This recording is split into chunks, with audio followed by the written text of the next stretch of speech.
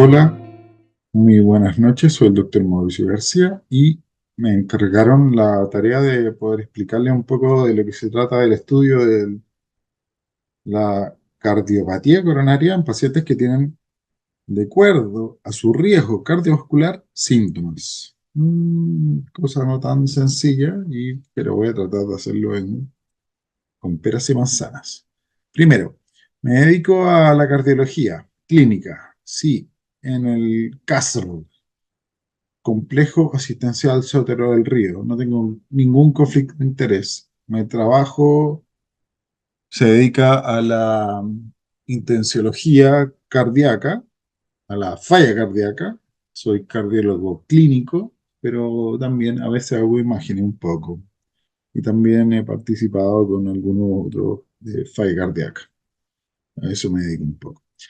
Vamos a hablar de un caso clínico, evidente, la relevancia de lo que estamos hablando, los síntomas que son los importantes, el riesgo, cómo se diagnostica esto y finalmente cuál es la estrategia y por último vamos a llegar a las conclusiones. Eh, el caso clínico es un sexo masculino, dicen. Está como complejo ahora a esta altura del partido hablar de eso, pero en términos prácticos es un hombre en teoría de 65 años de edad que no tiene alergias ni cirugías, pero sí es diabético y hace 20 años es diabético y hace 6 requiere insulina y tiene nefro, reti y neuropatía, hipertenso y obeso, malo para las pastillas, como el sol. Fuma 5 cigarros al día, toma, pero poco, y niega consumo de drogas. El examen físico es total y completamente normal, lo cual hace las cosas siempre más difíciles. Él tuvo un infarto hace 3 meses, lo cual no era poco de esperar. Le hicieron una angioplastía a la arteria descendente anterior en su tercio medio con un DES. Eso es un stent con drug stent, da lo mismo. Él tuvo angina típica en el primer episodio, en el primero. Y hace 3 días partió de nuevo con el mismo dolor de forma que nosotros describimos como subintrante, o sea, viene y entra hasta de 20 minutos en reposo y ahora inclusive limita su actividad física. La relevancia de esto es que esto mata. De hecho, según el DEIS, hace 2 años atrás, el 23% correspondía a enfermedades del sistema circulatorio. O sea, y de hecho, más de la mitad eran hombres, solo por enfermedades cardiovasculares. La pega nuestra es que esto ojalá no supere el cáncer, ojalá. Ahora, ¿por qué es relevante? Primero, el costo del sistema de salud. Esto es gigantesco. Un día una cama en UCI es gigantesco. Costo al sistema familiar es gigantesco. Costo al paciente. Mm, yo creo que más que gigantesco. Secuelas. Falla cardíaca. Dispositivos, sí. Desfibriladores, resincronizadores, nuevas angioplastías, nuevas hospitalizaciones que repiten lo mismo que lo que acabábamos de hablar. Es extremadamente costoso. Todo esto es extremadamente costoso. Y los remedios que tenemos que darle a estos pacientes son extremadamente caros y a veces no están dentro del arsenal terapéutico, lamentablemente. Ahora, el síntoma. ¿A qué nos referimos con síntoma? Porque eso se trata un poco la descripción de la presentación. La angina de pecho, ojo, esta es una foto de lo que yo saqué, de lo que sale en Google, que es lo que leen las personas. Es importante porque para buscar semiología hay que leer libros de semiología, pero cuando tú tienes un paciente, él ya leyó algo antes de tú. Entonces, tienes que saber mucho mejor que tu paciente, efectivamente, cuál es el síntoma. Y por lo demás, si te dedicas a urgencias, coronaria, cardiología, intensivo, internismo o medicina ambulatoria, que es lo principal, porque son los que más ven gente, más que nosotros, perdón, mucho más que nosotros, tienen que saber lo que es una angina. Es un dolor de pecho, en el centro del pecho, opresivo. La gente lo describe como una pata de elefante, me aplasta, siento que alguien me está aplastando el pecho, eso es lo primero. Segundo, cierra de al cuello, y si se va la mandíbula, Dios mío, eso sí es angina, no hay ninguna duda. De hecho, la angina de Ludwig, que fue la primera descrita, dice que el primer dolor era de la mandíbula, porque era una infección de la boca, de ahí viene el dolor. Se puede irradiar a uno o dos brazos. Si se irradia uno o dos, da lo mismo, pero si son los dos, es más probable que el dolor realmente sea una angina.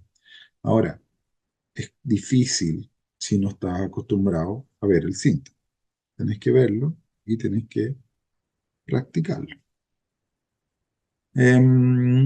Esto tiene que ver un poco con lo que habíamos hablado recién, que tiene que ver con el riesgo. El riesgo que tiene que ver cómo llegar a un infarto o una enfermedad coronaria. O sea, nosotros estamos hablando de dolor en un paciente con síntomas. Y estos son los riesgos. Entonces, el estudio más grande lo hizo el doctor Yusuf. Este es el subestudio que habla de la población latinoamericana, que probablemente tiene más que ver con nosotros, más que con otros, ¿cierto? Que es el Interheart. Y afortunadamente en aquello descubrimos un poco cosas distintas. Esto es algo distinto. Lo que estoy mostrando ahora es un estudio que muestra que la mortalidad de las mujeres, efectivamente, lamentablemente, es mayor en ellas que los hombres. O sea, la letalidad, perdón. Los hombres mueren más, pero cuando viene un infarto, las mujeres se mueren antes. Eso hay que entenderlo. ¿Por qué? La mujer dice, me duele el pecho, me duele el pecho, me duele el pecho. Y los doctores mandan para la casa, a la casa, mala cosa. Y aquí esto solo demuestra que efectivamente no evaluar los factores de riesgo, no evaluar los síntomas, no evaluar la semiología, esto es incorrecto porque hace que las mujeres se mueran más que los hombres. En América Latina, esto habla. Si ustedes ven en el eje X están los factores de riesgo. En el eje Y está el odds ratio. ¿Ya? Fumar aumenta casi 3 veces la posibilidad de que tenga un infarto. La diabetes, inclusive, un poco menos. Y menos la hipertensión. ApoB y ApoA, me imagino que cachan que tienen que ver con... Son las moléculas que transportan moléculas de LDL o HDL. Y eso, si no lo saben, hay que estudiarlo. Ahora, la siguiente número habla de la suma de uno, 2 y 3. Vale decir, mientras tú sumas más factores, más riesgo tienes, ¿cierto? Si tienes los 4 más, tienes más riesgo, obvio. Y después viene la obesidad y finalmente agrégale a eso el factor psicosocial, que es algo que está subvalorado absoluta y completamente.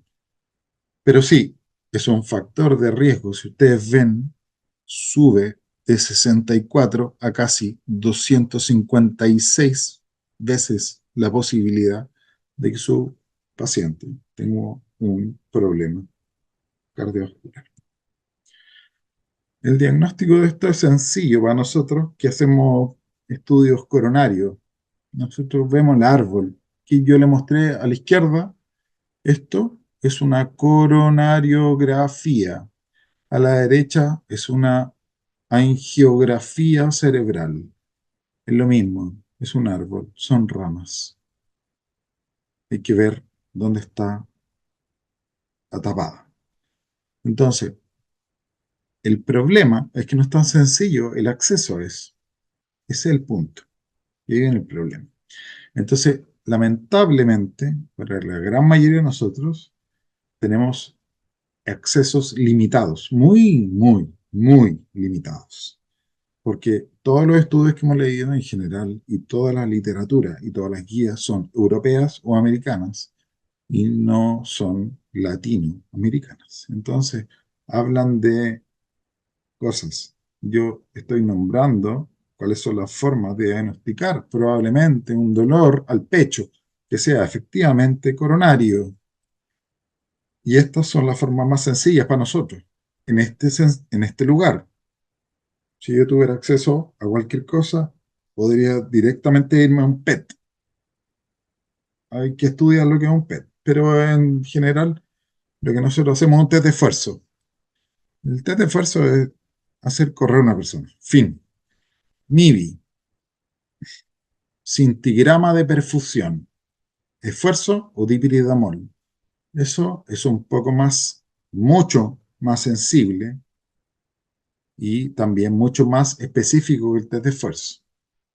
¿Ya? RM o resonancia magnética. En general, la resonancia no solamente puede hacer anatomía, sino que también puede buscar isquemia. Si tú le das drogas como el dipiridamol, que es lo mismo que usamos para el MIDI. Y, en teoría, es tan sensible o más que el MIDI. La coro o la coronariografía es el examen por elección, porque te dice que efectivamente, discúlpenme que vuelva a la diapositiva anterior, yo pueda volver a mirar el árbol, donde está la rama tapada. De eso se trata este juego. Esto es la herramienta más importante de todas, porque es lo más fácil, lo más barato y lo más sencillo. Es un electrocardiograma. Esto no cuesta nada y en cualquier lugar digo, ojalá, estar disponible. Eh, Esto es un electro normal, si ustedes se fijan, es un electro normal. Yo no les puedo en esta presentación aprender a leer electrocardiogramas, pero este es uno que está normal. Pero este, fíjense, si se ven, hay unas inversiones de la T en las precordiales. Hay que estudiar lo que es una precordial, pero están muy, muy invertidas. Esto es algo que se llama síndrome de Behlens o alarma, en verdad, de Behlens. Si alguien con dolor agudo, como el paciente que yo nombré en el caso número 1, esto es una urgencia. Urgencia, porque quiere decir que la arteria descendente anterior se le está a punto de tapar. Eso es lo que dice.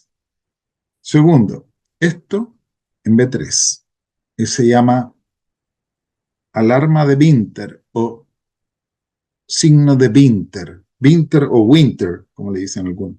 Winter.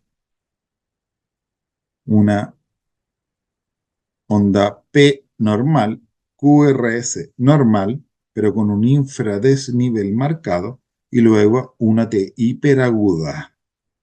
Hiperaguda se nota porque es más grande la T que la R. Si eso usted lo ve en un electro con un paciente que tiene dolor en este momento, es probable que se le está tapando la arteria ahora. Eso lo tiene que llevar inmediatamente a la urgencia. No le quepa duda. Ahora, ¿cuál es la estrategia? Todo depende según al acceso. El acceso es fundamental. ¿Qué previsión tienes? ¿Cuál es tu... Bueno, la gran mayoría de nosotros trabajamos con muchos pacientes que dependen de FONASA. Y eso depende de dónde tú lo llevas y cuál es la probabilidad de que tú lo lleves a un lugar correcto, lamentablemente. Riesgo. El riesgo ya lo describimos. Fumar, obeso, diabético, tabáquico. O sea, finalmente, ¿tiene o no tiene isquemia? Esa es una pregunta compleja porque muchas veces las mujeres, y en casi siempre, la estrategia inclusive que hizo Framingham en sus cuadros, si ustedes se fijan, el cuadro está separado en mujeres y hombres. El dolor de la mujer, a pesar de tener la misma edad, es menos probable que sea coronario. Ahora, ¿eso es isquemia? No lo sé. Pero lo que sí sé es que hacen otros tipos de isquemia. Hacen mucho más miocardiopatía por estrés o takotsubo, llamado en japonés, o vasospasmo o Prince Metal, que es dolor torácico nocturno en fumadores, ¿cierto? Y además, ansiedad en general. ¿Cómo saber si este dolor es real o no es real? Complejo, muy complejo. ¿Esto es estable o inestable? Es muy sencillo. Mientras más tiempo lleva el dolor, más estable es. Mientras menos tiempo lleva, más inestable es. No requiere mucha explicación. Pero hay algunos que le ponen cortes en un mes, 2 meses, 3 meses. Es relativo. Eso es relativo. Ahora, si ustedes se fijan en esto, dice así, ¿cómo manejar el riesgo cardiovascular en pacientes que requieren o tienen la sospecha de una enfermedad coronaria? Hay muchas flechas. Y esto es espectacular porque si ustedes se dan cuenta, requiere de mucha gente. Y la idea es que participemos todo de esto. APS, cardiología, medicina interna, urgenciología.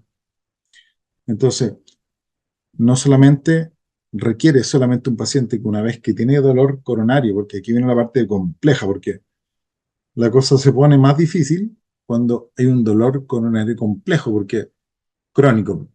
Ahora, más encima, nos dijeron, y lo dicen todos, que la evidencia demuestra que una angina crónica no mejora su sobrevida por el hecho que yo le destape las arterias. Su sobrevida depende de cómo yo manejo sus enfermedades, lo cual es muy lógico. Manejo su diabetes, manejo su hipertensión, manejo su sedentarismo, su obesidad, sus problemas psicosociales. Es como ayudarlo en todos los aspectos posibles a un ser humano. Ahora, esto está de las guías del 2023 que recién salieron y en general la recomendación es así. Cambia, siempre cambia, cambia, cambia. Las guías van cambiando de acuerdo a lo que vamos aprendiendo y eso es inevitable. Antes damos beta bloqueadores, yo les sugiero, todos los pacientes con sospecha de enfermedad coronaria o deberían recibirlos. Eso es lo que les digo yo. Ustedes pueden leer la diapositiva, la pueden con detalle leer, está en inglés, perdón, pero la idea es que lo lean. Sin embargo, todo paciente con sospecha de cardiopatía coronaria sintomática tiene que recibir betabloqueo. Eso es probablemente la piedra angular del tratamiento, aparte de, evidentemente, la aspirina y la atorvastatina, ¿no? O la Rosu o la, no sé, la estatina que tengan. La idea es que la arteria se deje de seguir tapando. Eso es sencillo. Y aquí vienen un poco las metas, pero no tiene que ver mucho con esto, porque la idea era hablar de otra cosa. Pero LDL menor 45. Hemoglobina glicosilada menor a 6, menor a 6,5 o menor a 7. Mm, Estoy en duda con eso, pero da lo mismo. Hipertensión menor a 130/80. Depende de la edad. A un abuelito de 95 años no le pida que tenga presión de 110/70, por favor. No sea malo. Ahora, terminando la presentación, primero, lo más dificultoso del diagnóstico del tratamiento es el acceso. Entonces, si tú vas a la clínica Las Condes, es sencillo. Tenemos una mujer joven, tengo un angiotac coronario y veo tu score de calcio y veo cuántas unidades Agastón tienes en tus arterias. Y con eso yo sé cuál es tu riesgo cardiovascular. Ahora, en APS, pedir eso es imposible. Y de hecho, para ustedes, probablemente, hasta un test de esfuerzo, sea muy difícil, lamentablemente. Ahora, insisto, lo más importante es entender lo agudo contra lo crónico. Lo agudo mata ahora, lo crónico mata después. Lo agudo, se entiende, es algo inestable, apareció hace poco, aparece en reposo, la angina, eso, hay que definir angina. Por favor, lean y revisen eso. Segundo, lo crónico. Crónico es algo que dura mucho. Mucho no tiene definición de tiempo, es algo que dura harto, pero eso es menos probable que mate en el corto plazo. Y eso se puede tratar. Y en general, lo, las guías clínicas ahora recomiendan, después de los estudios como la isquemia, que hablan de que efectivamente demostró que inclusive en falla cardíaca, vale decir, con disfunción sistólica, con fracción de eyección casi del 40%, los pacientes, a pesar de que tú le abrieras las arterias tapadas, los pacientes se mueren casi igual. Ahora, sin embargo, hay un tema y ese estudio, el porcentaje de latinoamericanos eran muy pocos y nuestros pacientes tienen muy poco acceso. Por eso que pongo primero el acceso. Acceso a la atención. Acceso. Acceso. Esa cuestión es primordial. Segundo, esto tiene que ver sin o sin con un especialista. No puedo pedirle eh, peras al olmo. Hay traumatólogos, yo no sé de fracturas de cadera, no tengo idea, no sé. Me acuerdo de un par de cosas, pero sé que una fractura de cadera requiere una cirugía. Pero esto a veces requiere de un cardiólogo. ¿Cuándo derivar? Esa es la pregunta. Si el paciente está en buen tratamiento médico, con aspirina, está con estatinas, con un buen LDL, con una buena glicosilada, con una buena presión, sin dolor y hace una vida normal, él no requiere un cardiólogo. Pero si por el contrario hay síntomas, vale decir, el caballero se queja de dolor, de angina, eso requiere de que lo veamos nosotros después de que tenga un tratamiento óptimo. Ese es el mensaje. El pronóstico es complejo de definir, súper difícil, de hecho, inclusive hasta para mí. Depende caso a caso. Finalmente, esto va a estar dado por múltiples factores que muchas veces no dependen de nosotros y más bien del paciente. Hay que tener claro, una cosa es ser doctor y otra cosa es ser mago.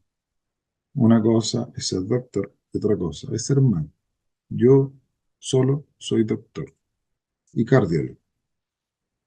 Les quiero dejar por último mensaje, terminando esta conversación, que se queden con la idea de que lo más importante es saber lo que es una angina. Lo más importante es saber lo que es una angina inestable, porque eso tiene que ir al hospital a la brevedad. Lo más importante en una angina crónica es darle tratamiento médico, no destaparle las arterias, porque eso parece que no los mejora. Y no lo digo yo, lo dice la evidencia. Podría haber mostrado algunos gráficos, pero son innecesarios. Lo dice la evidencia. Entonces, solo lo que mejora esto es el tratamiento de las comorbilidades. Tratar la hipertensión, la diabetes, los problemas psicosociales, la dislipidemia, dejar de fumar, bajar la obesidad, dejar el sedentarismo, hacer un equipo multidisciplinario. Fundamental. Kinesiólogos, nutricionistas, TENS, que sigan a los pacientes, que los persigan, porque ustedes tienen que aprender quiénes son los pacientes que tienen más riesgo. Y por último, cuando esto parece salirse de las manos, porque el paciente sigue con síntomas, a pesar de ser crónico, tiene que verlo el especialista. Y ahí estamos nosotros. El resto, bueno, depende de muchos otros factores que quizás ni siquiera nosotros podamos manejar. Eso, muchas gracias. Ha sido un placer. Soy el doctor Mauricio García. Ojalá que les vaya muy bien. Hasta luego.